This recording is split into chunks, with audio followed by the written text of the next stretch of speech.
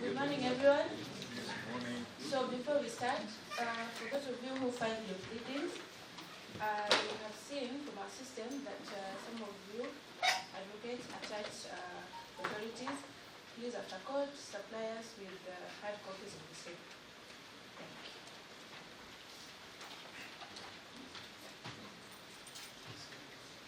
Thank you.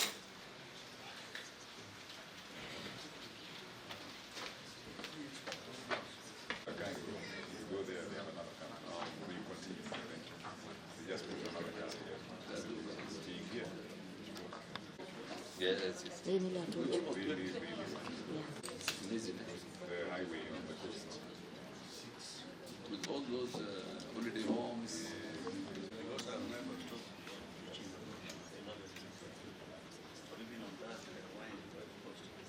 No, I have not. You have given this one? Yeah, but there's a friend of mine who built a house here in Lower Petition. Literally on that cliff going down to the river. He brought in South African architects. So the architects are easy. It's dizzy. But you know something, a number of those who went there are Kenyans. Who went there to do the stadium. Yes. Many Kenyans, but that's the main.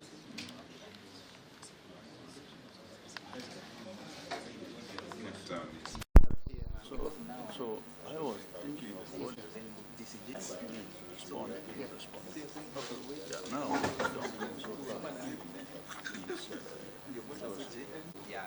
nobody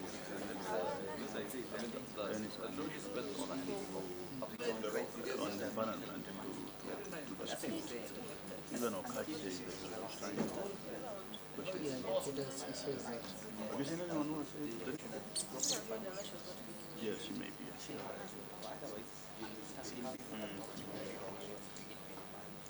And then I'm reading this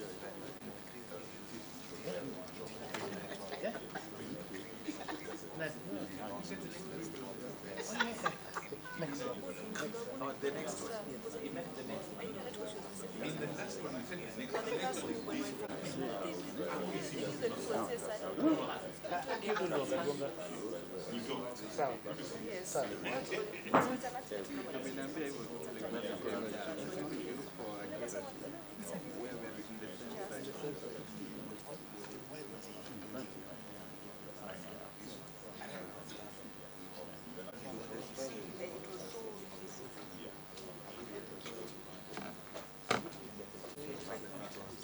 not the high court.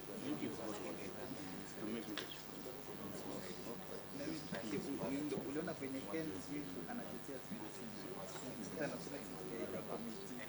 but then you know under the now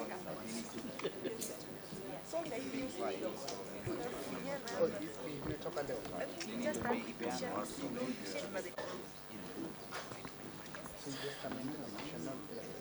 yes,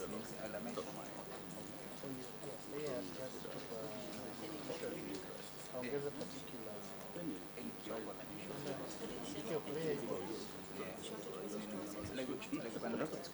Are you asking me another?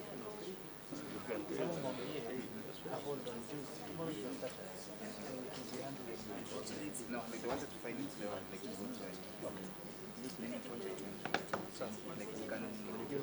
if you look at the yes,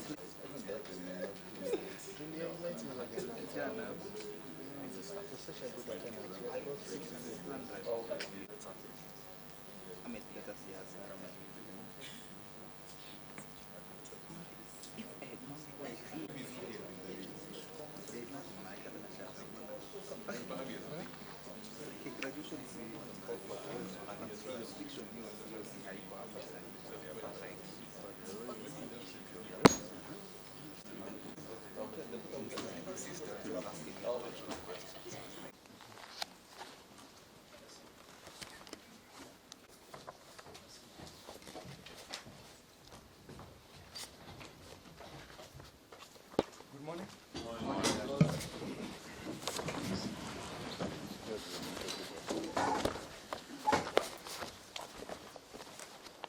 Service Commission, alongside Petition E090-2025, Honorable Justice William Oko versus the JSC.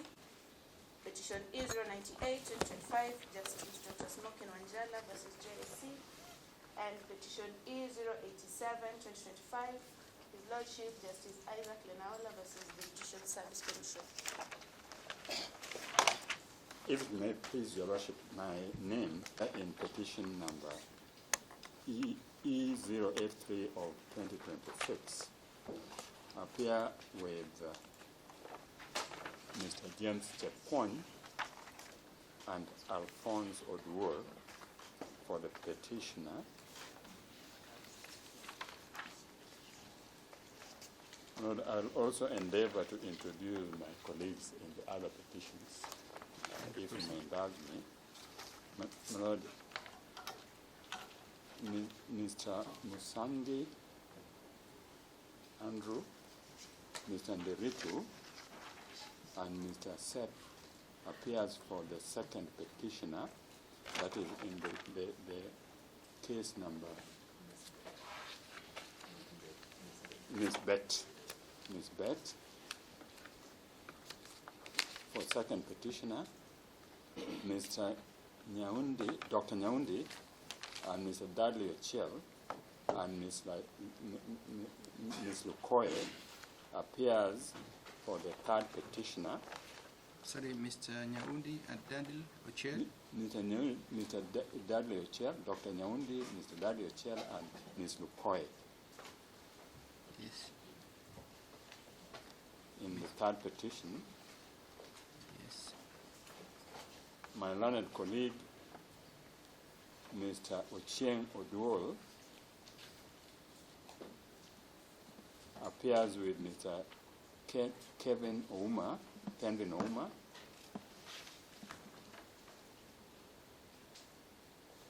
Ms. Mary Sheila, and Mr. Benson Oduor for the fourth petitioner.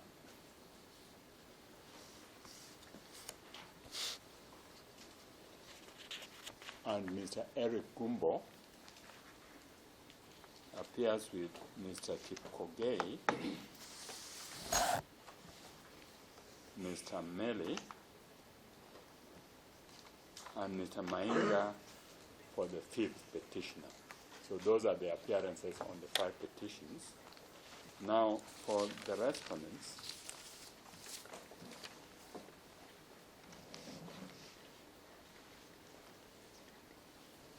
Mr. Issa Mansour appears with Ms. Ahomo,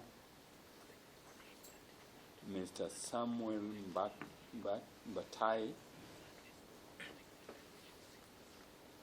Ms. Fahima Jaffa, and Ms. Wanje Wanjuki for the first respondent in E098 of 2025. On all the five petitions. Mr. Emmanuel Bitter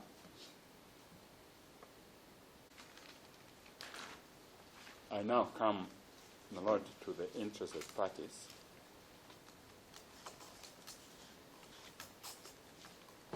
In E083 of 2025,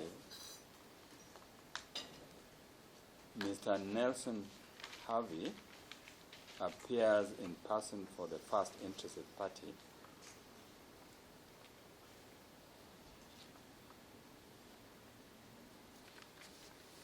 Christopher Rosanna appears in person for the second interested party. Seven interested parties.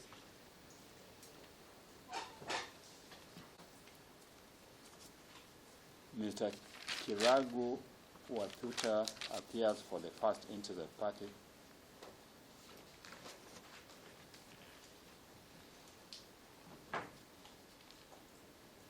Mr. Duncan Okach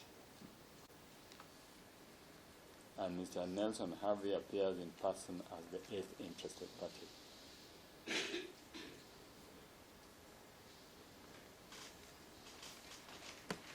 in 087 of 2025,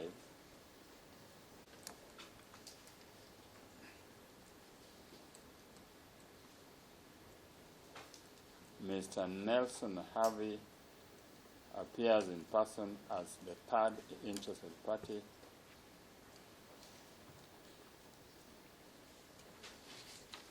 Mr. Nyamodi, Mr. Dantan Okaj, Mr. Baraza, and Ms. Malay appears for the fourth interested party. 098. Yes. 6th and 7th interested parties.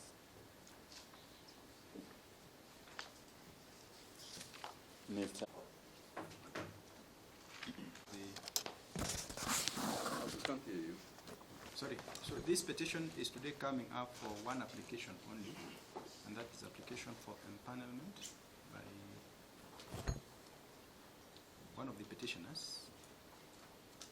I don't remember, but I believe it's one of the petitioners. Justice My Lord is the third petitioner Yeah, the third petition. in the consolidatory petition. And I would like us to agree on how we are going to do it, because I'm sure you have all filed your written submissions for those who want to participate in that application, and therefore we should not spend a lot of time on highlighting of those submissions. So I am thinking that if I give each one of you 10 minutes, that should be enough for highlighting only. Just mention. Yes, my Lord, before I think you go to that, we haven't been served with the application, despite the court order when we were last in court.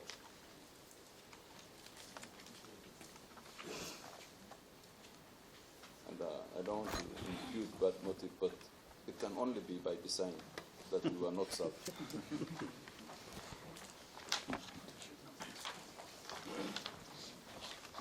The order, my Lord, you made was on 5th March 2025. My Lord, I think I speak for the respondent, for the interested parties, starting from the third interested party to the 15th interested party. All counsel for those interested parties have not been served with that application.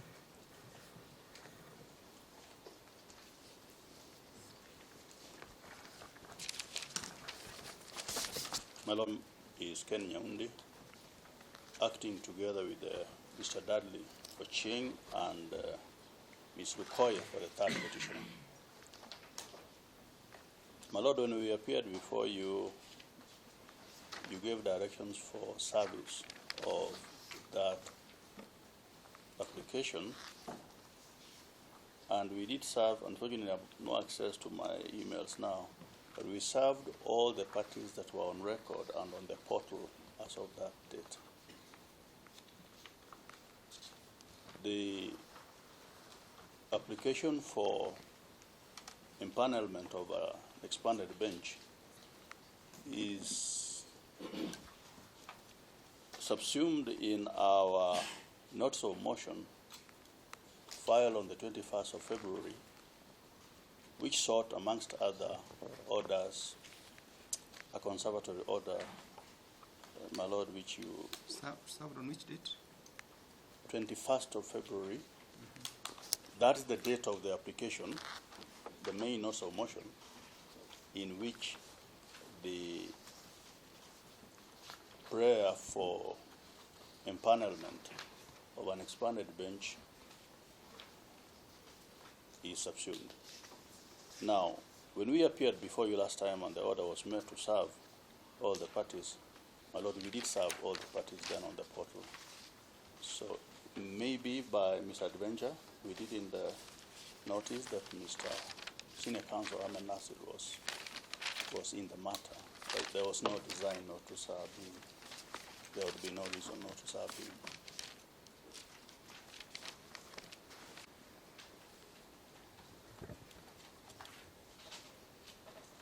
So, the issue of services. I think probably as Mr. Masota enumerates, the persons we served are those listed on the affidavit of service by Madam Lukoya. And I offer my profound apologies, my Lord. if any party was left out, including Mr. And, so as we speak now, we cannot confirm. The petition is out of that record, then it could be, my lord, that there was a Because mistake. it was your responsibility to serve, you are the one to tell us who is it that you served and who was not served. We served everybody, except perhaps Senior Counsel Ahmed and Mr. Masota. We apologize because we took the listing as was on the portal. It speaks for itself. You are? The affidavit of service signed by, Your name? my name is Masota, Your Lordship. Yes, So you're also apologies. contesting service? I was just before you contesting service. Oh, it is you. Sorry, Your Lordship. I endeavor to dress in very colorful colors in the All right. So I think now, when we are, it may not be able for us to proceed with the application. Because if we do so, then we'll deny them the opportunity to participate in these proceedings. And we want everybody on board. My lord, I regret coming up again, but with profound apologies. We shall serve today to those who are not served. That means Mr. Ahmed Nasir and Mr. Musota. I think I've expressed my sentiments fairly strongly last time when we were in court on 5th March about the dynamics that inform the matters that are before this court. And I think, my lord, despite these issues, I think we ought to proceed so that we have this application disposed one way or another. I don't think we can take another 25 days like we did last time for these issues of housekeeping. The earlier we go into the substance of this matter, the better. And my lord, I impressed upon the court and my lord and my colleagues on the bar that this matter should be expedited, my lord. We need a very early hearing dates. We have not put in our reply, or I have not seen that application myself, but I will address the court on my feet, and I think we should proceed, my lord, with this matter. And I implore upon my colleagues who are in the same boat as I to proceed along those lines so that we save time. My lord, we can't have another 30 days of adjournment.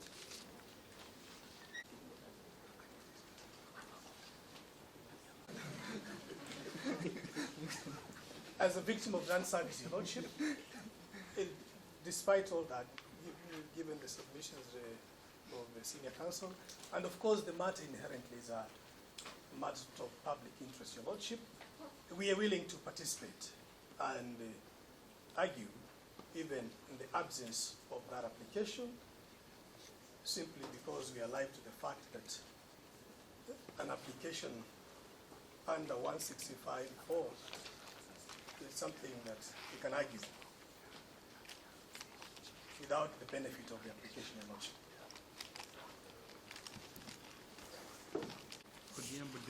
Yes. For the 17th interested party, the consolidated, that is petition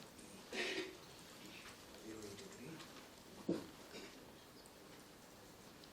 In regards to the specific application, I also confirm that as an interested party, we have not been served with the same. However, the matter before us is of importance, and we will have no objection to proceed on our front.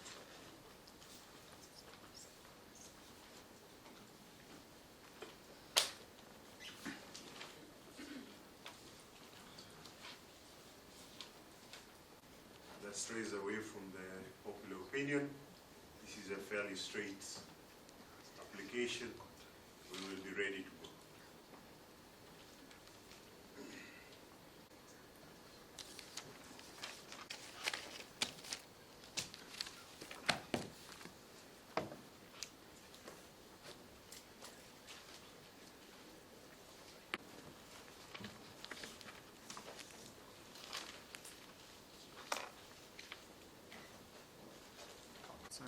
Have expressed their willingness to participate in this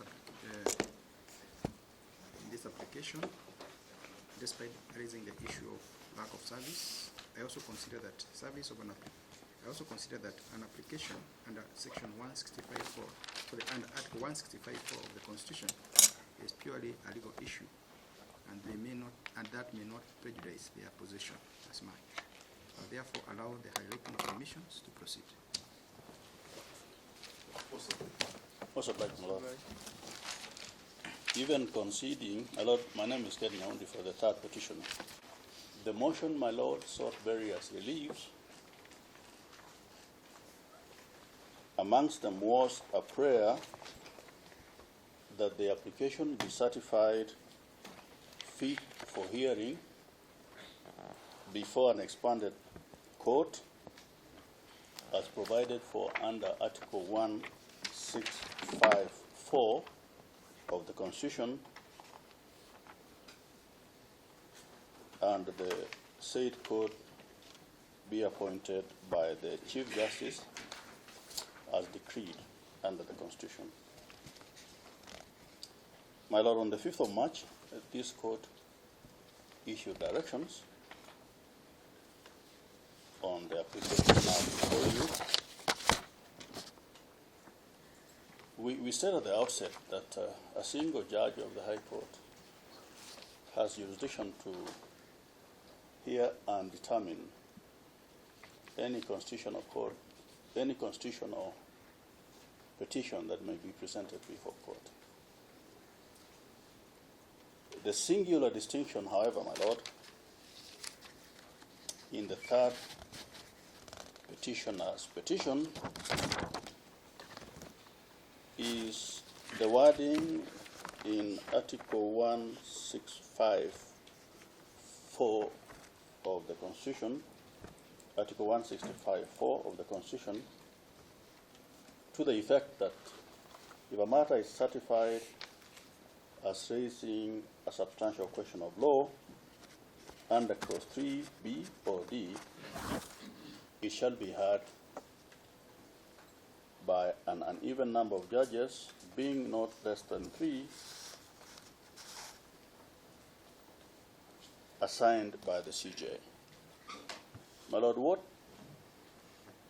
does the provision in 3B and C respect to? It is that the court has jurisdiction to determine the question of whether provide a basis for which you should exercise your discretion and make an order for the matter to be referred to the CJ for the empanelment of an expanded bench.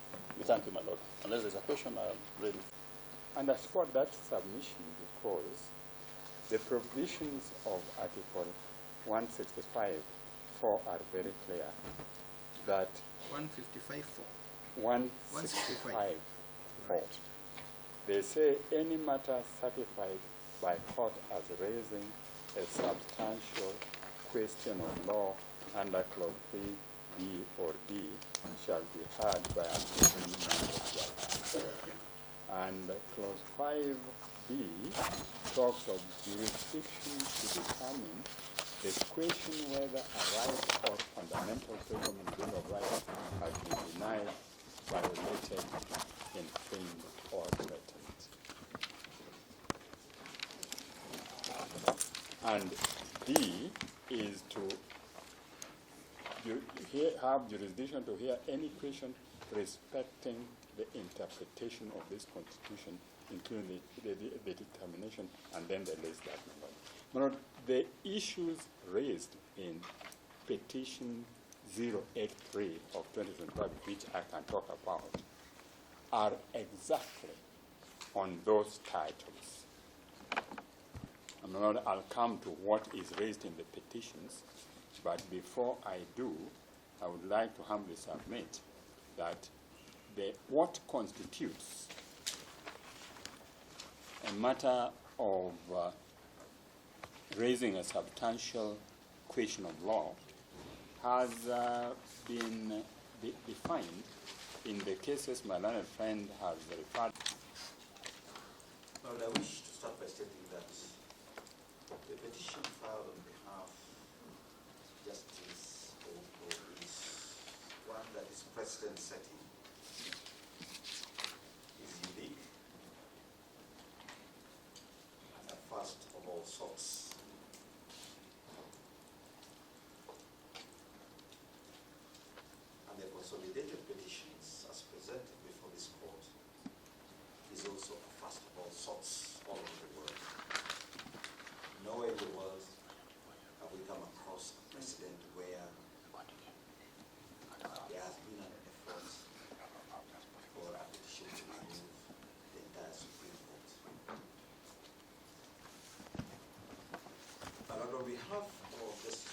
wish to state the following, that by a petition dated 21st of February 2025,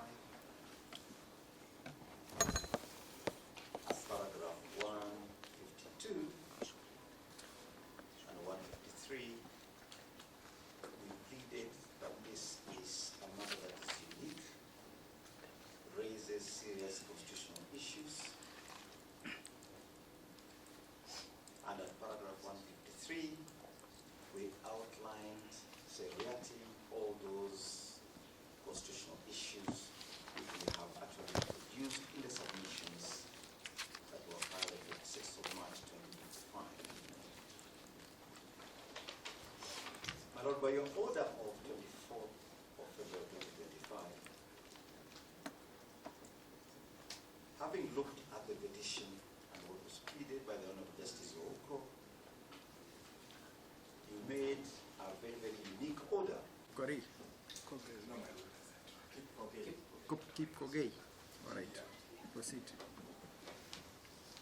My Lord, we appear for the petitioner in petition number 8. His Lordship Justice Mandela, Petition number 98. All right, proceed. and on behalf of the petitioner in that matter, is our submission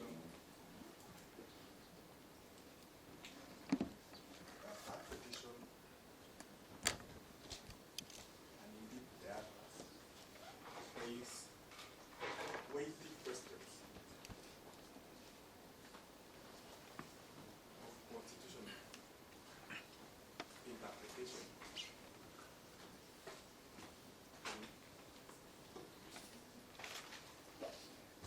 and in particular the interpretation to be accorded to Article 168 of the Constitution.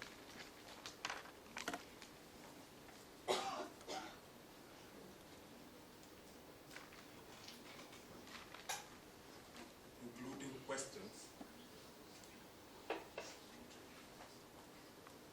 whether the reference to quote unquote judge in that article is to be interpreted in a singular or plural sense.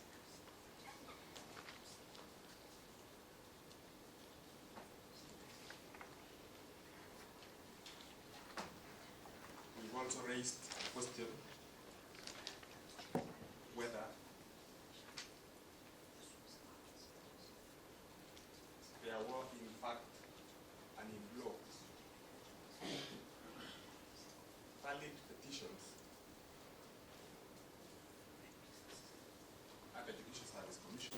Although there is a number of issues, there's nothing significantly new that the Commission has not dealt with. And Lord, you would note, we've had petitions involving a former Deputy Chief Justice and Vice President of the Supreme Court and other judges of the Supreme Court, some of them now retired.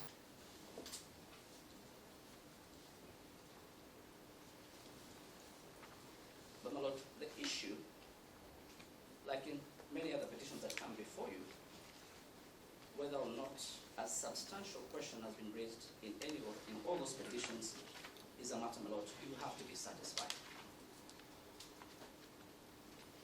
that the issues are raised transcend the interest of the petitioners and that an expanded bench would be desirable. All of that, the Commission will leave it to you. But on all the issues I have raised, we have answers to all those issues. We are confident we'll be able to address them and we have complete answers. And we have shown we have complete answers to all the issues I raised.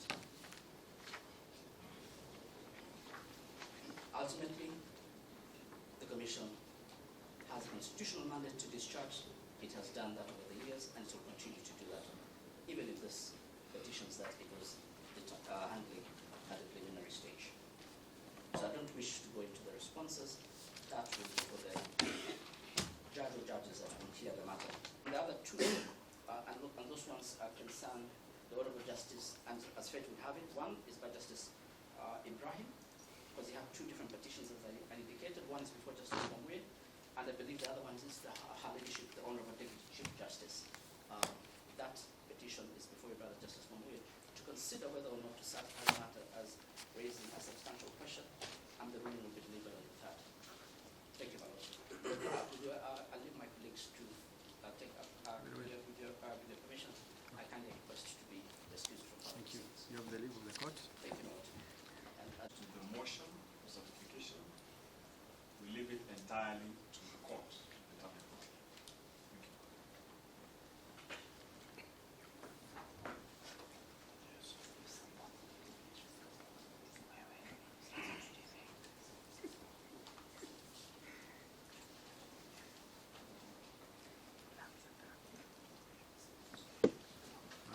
My lord, I also have similar pressure like my learned friend Isa has, but I think I can wait because today is Friday, it's the last Friday of Ramadan. Yes. I want to leave here by 12:30.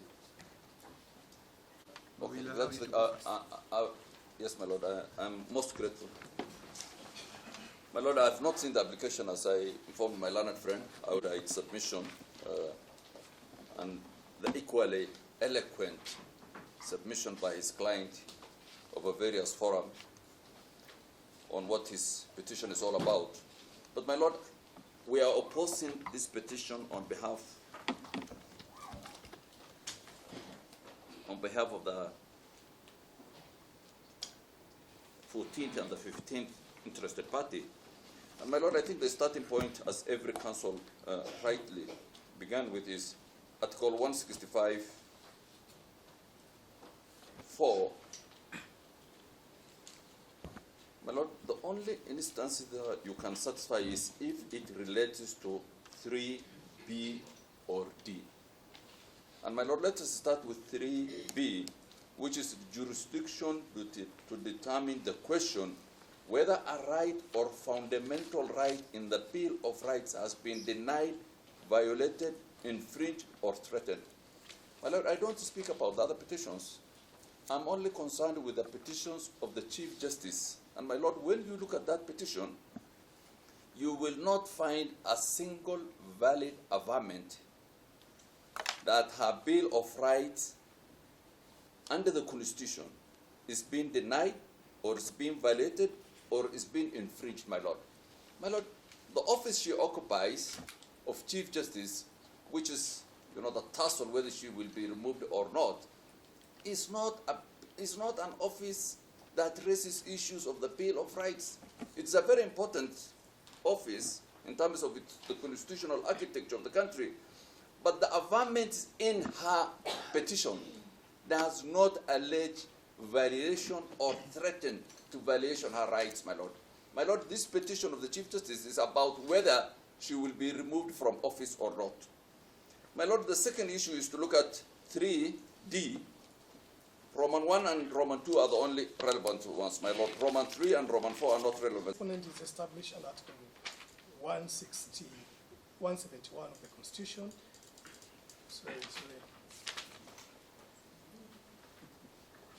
Sorry. Of a bench, of a three-judge bench. Why do we say so, Your Lordship? It is our submission that the exercise of the powers of the Judicial Service Commission under Article 168 of the Constitution is not a novel question.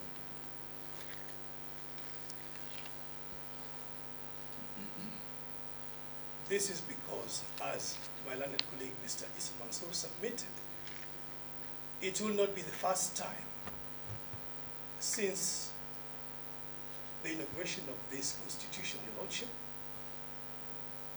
that the Judicial Service Commission has had occasion to discharge its functions.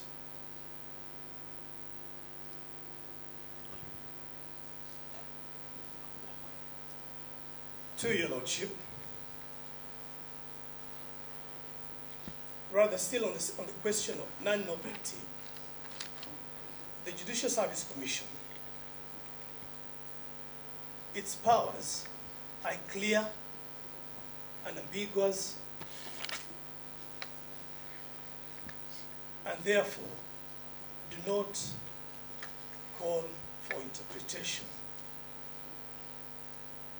Any new interpretation, Your Lordship, other than what is contained on in the plain text of Article 168.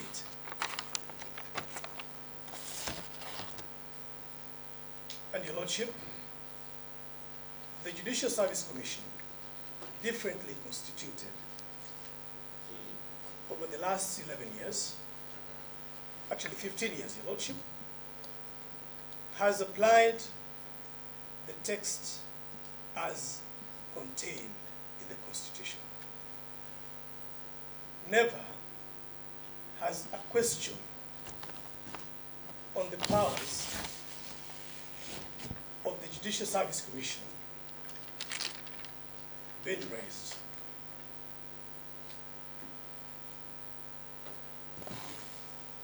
Your Lordship, there is an impression that has been created by the petitioner in E093 of 082 of 2025 that the petition 083 is. Kindly allow me to read it. I read the principles laid out by the court in Gladys vs. Cholet versus principles enshrined in Cholet were based on the provisions of Section 32 of the JS Act, as sure that the proceedings before it were concluded in accordance with the Constitution and the law, upholding the rules of natural justice and respecting the petitioner's constitutional rights. In view of the foregoing, we find no basis upon My Lord, I do appear for the 16th and 18th interested parties.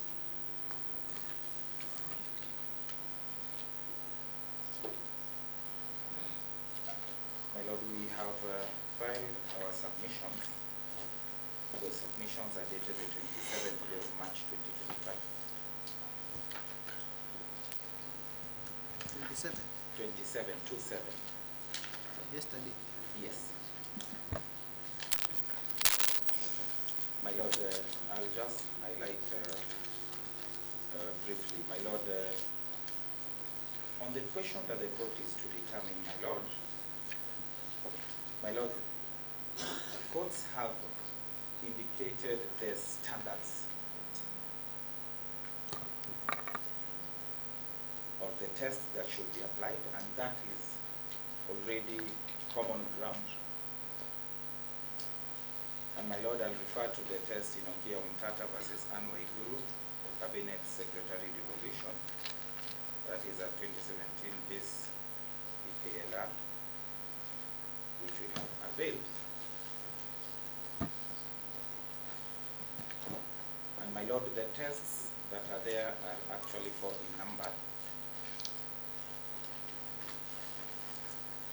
And I'll deal with each test to demonstrate, my Lord, that this application should have no other fate but to fail. My Lord, the first test.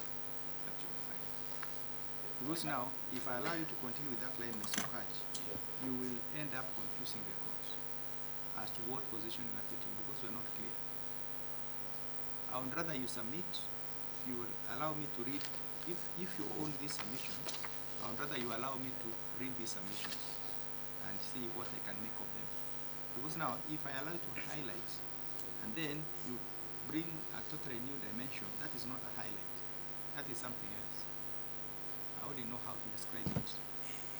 My Lord, if you read our submissions, my Lord, yes, I will read. And I'll be happy if you read, because that part that you don't put me in a spot that I will not be able to clearly tell what exactly the council wants from the court.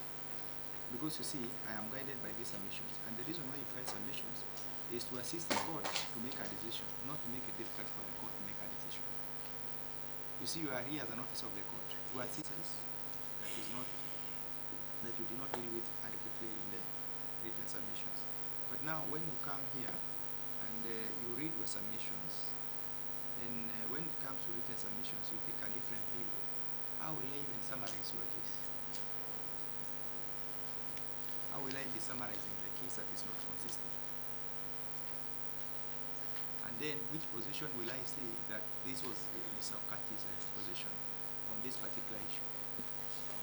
Because you will tell me this is a position in the written submissions, and what were oral submissions in court, this is the position. So, if I am considering the position you are taking, which position shall I take?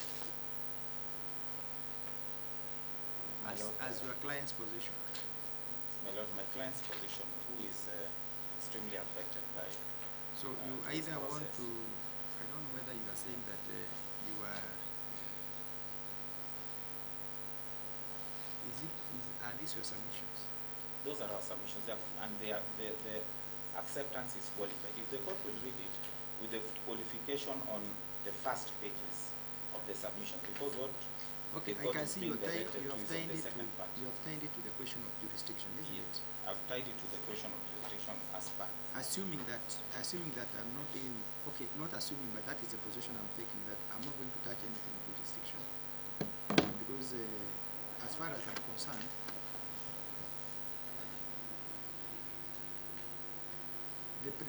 this is a preliminary issue that the court has to determine whether or not the matter is fit for determination by a bench. If the bench insists of the matter, is it not possible for that bench to determine the question of jurisdiction? As a preliminary issue. That is true. The bench can determine yes. that. But in what we're dealing with, and I do not want to be argumentative, my lord. Mr. Deputy, just hold on. I do not want the issue of jurisdiction, and I repeat, and if it can go on record, is anchored strictly on Article 165(4). Strictly. Those words do not come outside what you are doing today. And it tells you, paragraph B and paragraph D, start with the word jurisdiction, such that as you are sitting here, you must determine that aspect of jurisdiction as per the Constitution. That's all I'm saying. And the court, I'm happy the court can deal with that, satisfy itself, then apply what we have said. Let the CJ empanel if you find that it is actually acceptable. That is all. So the position now is Judicial Service Commission. And I'll use the word the procedure was deflated.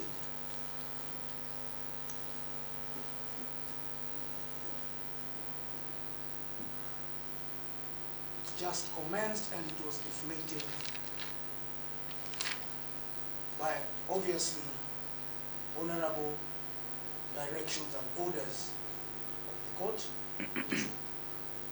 were sought by the petitioners.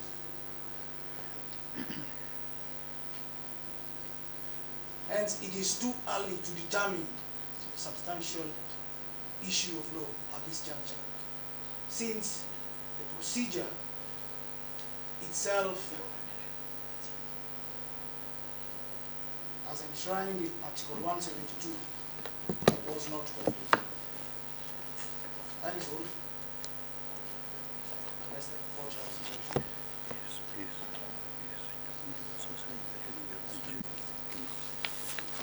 I am Namodi for the 20th and 21st interested parties. My Lord, I am guided by the this in the Constitution.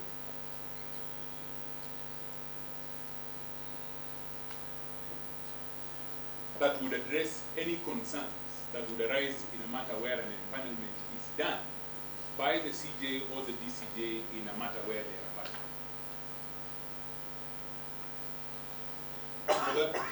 For that reason, my Lord, if you are persuaded that the petitioners have established sufficient grounds under Article 165, Sub-Article 4 of the Constitution of the Republic of Kenya, you should find no difficulty in referring these matters to the CJ for empanelment. My Lord, unless there is anything you wish me to clarify, that is the conclusion of my submission before you this afternoon. Petitions even from foreign authorities, foreign countries that would apply to this particular case, which has been considered, and I am feeling like you are letting me down. If I can, if I may, now that you have given me that challenge, I will share with you what we see. It is a decision by the Supreme Court of the Republic. Yeah, I wish you would have done research. It would not make it very easy for the court to make a decision. My Lord, actually, if I may. Oh, what you've done is citing the Kenyan authorities, which I can very easily get, and I'm going to get. My Lord, I'm I think expecting to see some difference because of the composition of the team that is before me today. I think they've been sympathetic, my Lord, because if you look at your written bundles, yes, you will be flooded with the authorities you seek.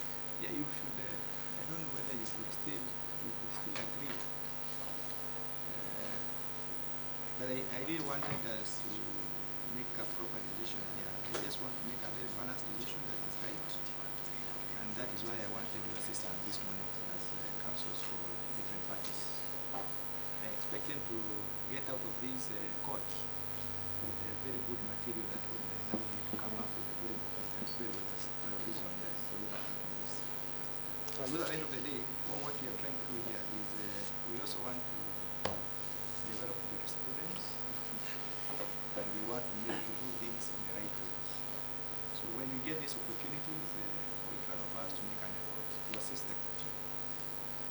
Anyway, let's proceed. My Lord, may I share the authority with you? Yes, please. My Lord, I wish to refer you to the decision. It is normally referred to as the Rai matter, Jasbir Singh Rai and 3 others versus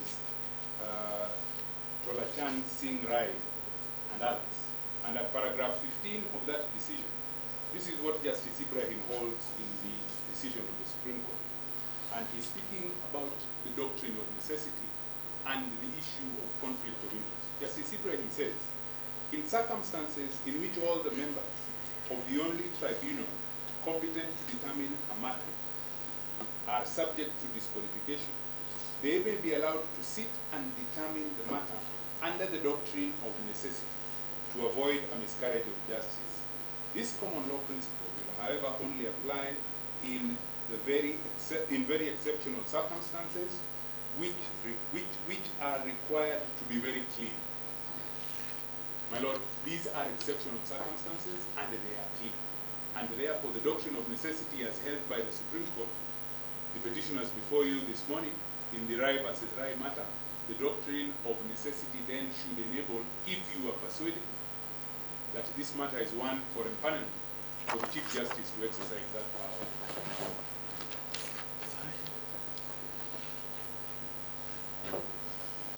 I was at the advantage of being in the Rai matter assisting Feroz Norji against George here many years ago. But that said, I will cede ground for my learned friend Mr. Dudley Ochiel to make a response on behalf of the third petitioner. And as guided my Lord, I think Mr. Senior Counsel Raro will have something to say on behalf of the CJ. There have been substantial issues raised on that petition. Mr. Dudley. Thank you, my Lord, for the opportunity to reply.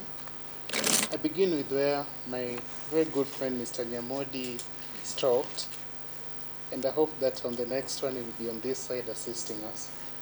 My Lord, on the question of necessity, my Lord, this issue does not resolve on whether the function is judicial or administrative, because whether it is judicial or administrative, then it affects all the 3 parties who could act. It affects the Chief Justice, she's a petitioner, the Deputy Chief Justice is a petitioner, and if you are to look at Section 5 of the Judicial Service Act, the senior most judge, Justice Ibrahim, is also a petitioner. So it doesn't matter whether it's judicial or administrative. And my Lord, the Gachagua case, which I argued, is pending on appeal. It could be overturned or it could stay. So, and I cannot, as an officer of the court, cite it to you as authority when just a few weeks ago, we argued against it at the Court of Appeal. The question then turns on the issue of necessity. And my lord, no one else would be available to act. And so the Chief Justice must then appoint, she could appoint for the 6th and recuse herself in her own file and direct that file to go to the DCJ under Article 259 3B, because someone must perform the function. And yes, we agree with Mr. Nyamodi and Mr. Okach on the question of necessity. That the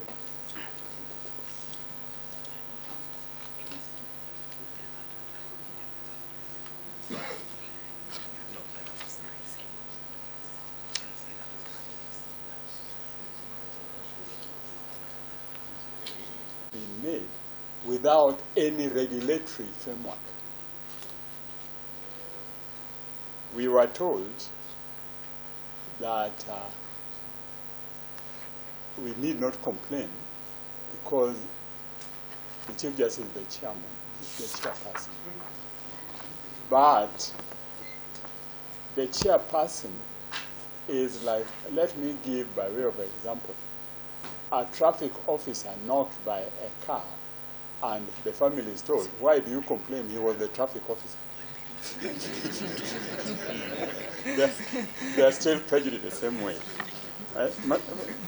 My Lord, the next issue I wish to deal with is the issue which was raised by my friends who have now all gone to the prayer and hopefully will break fast.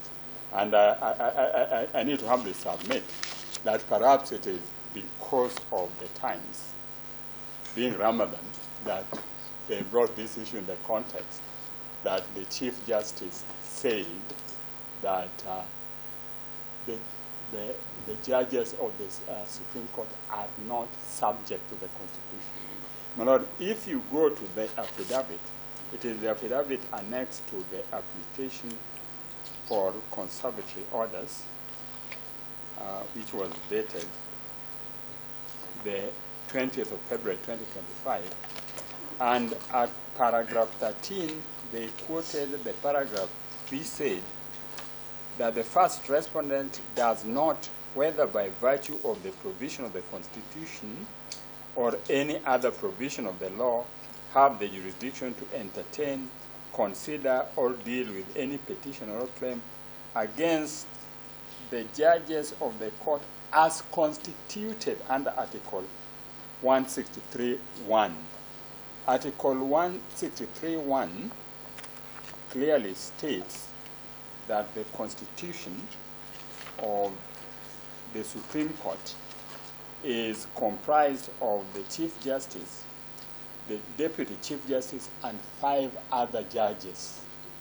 So the issue here was, can you complain against the judges as constituted by that provision, or as is specified at Article 168.1, a judge of superior court may be removed from office only on the grounds specified. So can there be to speak is because one is the senior most here, and that request was made by Mr. Nyamudi, who is the owner of that application. So please let us just be if you could just clarify your system for one particular, because an issue was raised about the vetting of the Administration Service Act.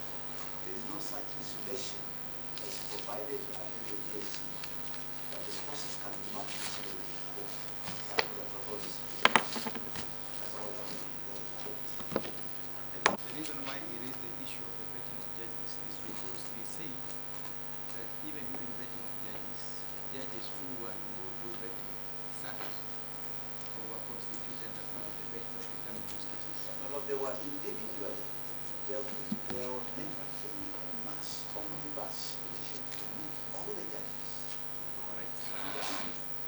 All right. Now I get your point. Thank you very much. Thank you, my Lord. We thank you for your patience and granting us time. In fact, I would say rather liberally, taking into account the numbers we want. also want to thank you, all the councils. I think you have conducted yourselves very well in these proceedings, and I'm very impressed. You have courtesy towards the court, and I'm so grateful. We will give a date for the ruling next. And I'm aware that you want a decision very fast. Give a date, but it's not very fast.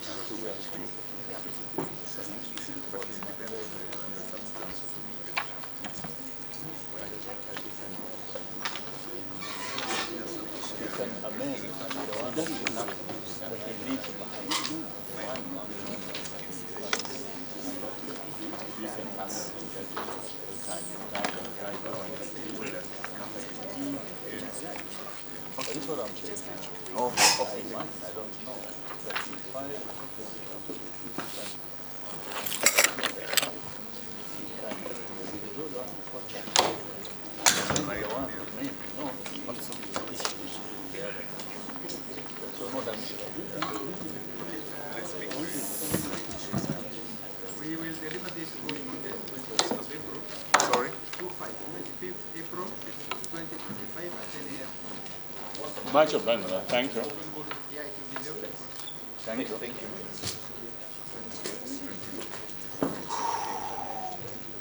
Hey.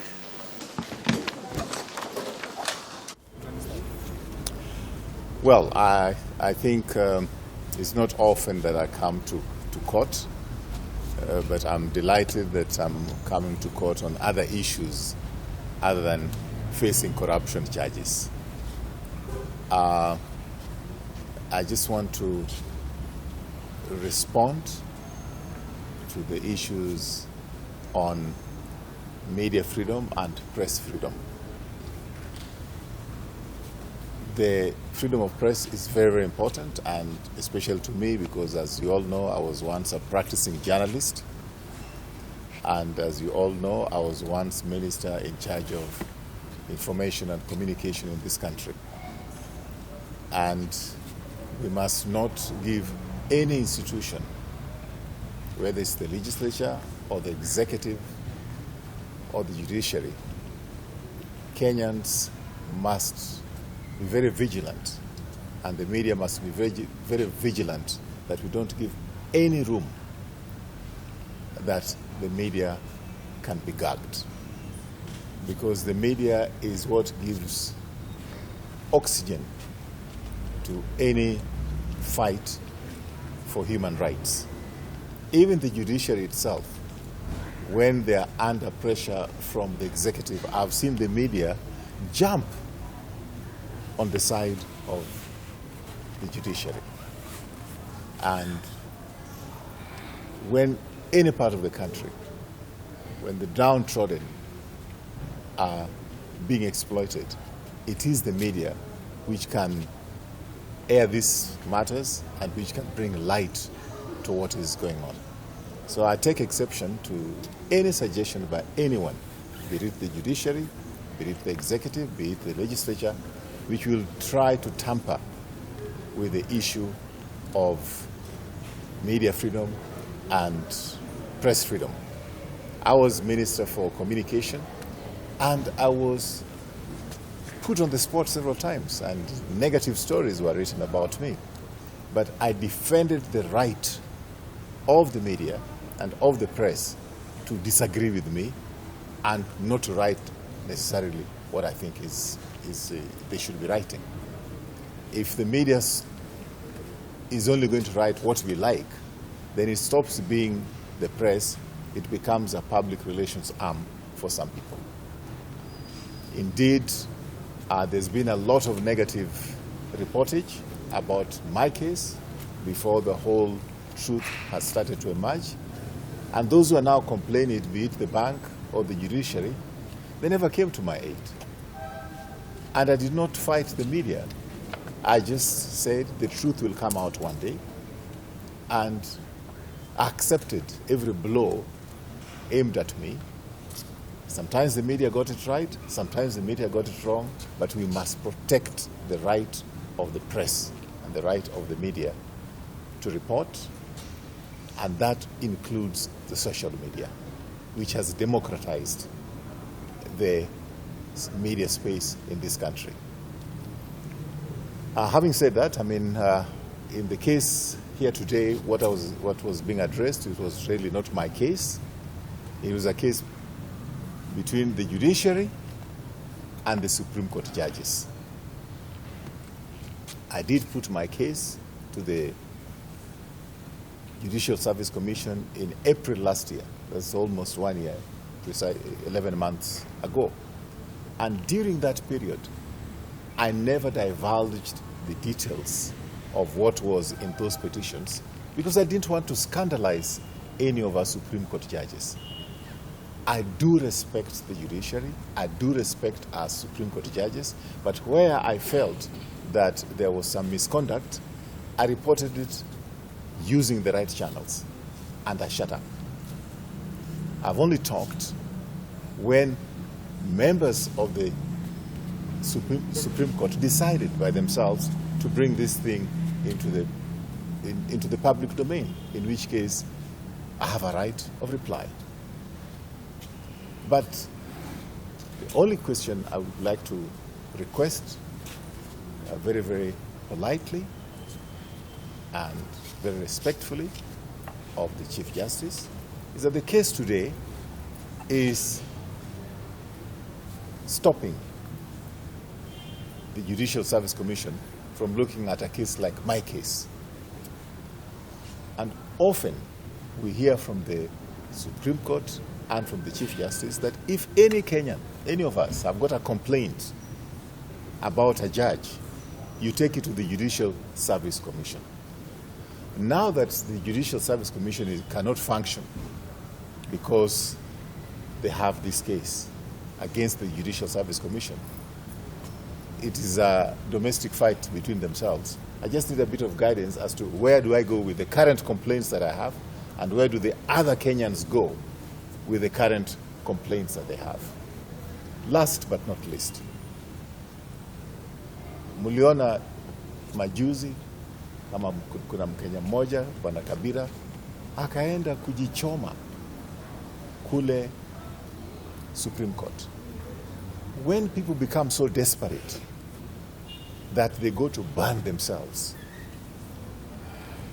and the Supreme Court and the judiciary don't seem to care about it, then you can imagine what is happening to the rest of Kenyans. At least me, I can come, the media can hear what I have to say, they can hear my side of the story, but there are thousands upon thousands of Kenyans who are in depression. Some are committing suicide, some have died because of frustrations in their court cases, their properties have been taken by Mikoras, and they have absolutely nowhere to go. Of course, like in the case of the gentleman who tried to burn himself, he dosed himself in paraffin and set himself ablaze. I've reached out to them to see what help I can give in terms of legal support. But I want to appeal to all Kenyans, don't give up. We are going to fight this kind of injustice. Thank you very much. Any questions? Thank you so much. Today, the court was dealing with an application by Justice Isaac Lenaola, Supreme Court judge, whereby he requested that in his petition, which now touches on 4 other Supreme Court judges' petitions, he has indicated that he wants these matters referred to the Chief Justice so that the Chief Justice can decide which judges, either 3 or 5, will sit and hear these matters. Amongst the matters that the Chief Justice is to hear, according to the application by Justice Isaac Lenaola, is the petition by the Chief Justice herself, which is the lead petition here, 083. So there was a lot of contestations why the Chief Justice can file a case in court, and one of the Supreme Court judges also files, and then requests that both matters, including the one by the Chief Justice, goes to her so that she decides which judges will sit and hear the matter. So others have said no, she shouldn't do that because she's a party in this petition. Others have said that she is the president of the Supreme Court. She shouldn't do that. Others have said she's conflicted because she's the chair of the Judicial Service Commission. So to that extent, there are people, especially the judges, they've supported that particular position, but Justice Smokin Wanjala has decided not to support or not to oppose. He decided to leave it to the court. So those are the issues that the court will determine, so that on the 25th day of April 2025, next month, this court will render itself whether it is proper to actually take those files to the Chief Justice for such appointments, or whether this court will handle those matters as a single judge in this particular forum. That is all what came up today. After that is when the actual positions will be dealt with. Remember, there are jurisdictional issues which parties like Nelson Harvey raised. Those issues will still be dealt with because, as Waziri says, he took his matter, his appeal to the Supreme Court. The Supreme Court decided that they will not hear him and decided that he can only be heard after 2032 or 36 there. So he decided to file a complaint at the Judicial Service Commission. They have gone there and refused to file a response at the Judicial Service Commission. And instead, they have filed these matters here in court. They have gone outside there and started delivering public lectures on these very issues.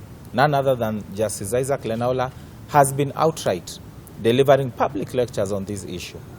When Waziri decides that, of course, you cannot just sit back and an issue has been put by one of the parties, he comes out and gives his version of the story. The first person to cry loud, guess who that is? It is the same judiciary, and they use junior officers to write to our client saying he should not be talking about these matters in court. So who is the judge here? The judge is the one who is determining that he can do this, but the others can't do. Those are the issues that abound this case, but we leave it to in the good hands of the judge. He will decide, and then we'll cross those bridges when we reach. Thank you. Who are the 4 judges? Judges who have filed their petitions here, all the Supreme Court judges have filed petitions, and some are being handled by different courts. However, the matter today, we have the Chief Justice, we have Justice Smokin Wanjala, we have Justice William Ouko, and we have Justice Ibrahim in this particular matter. We also have Justice Isaac Lenaola in the matter.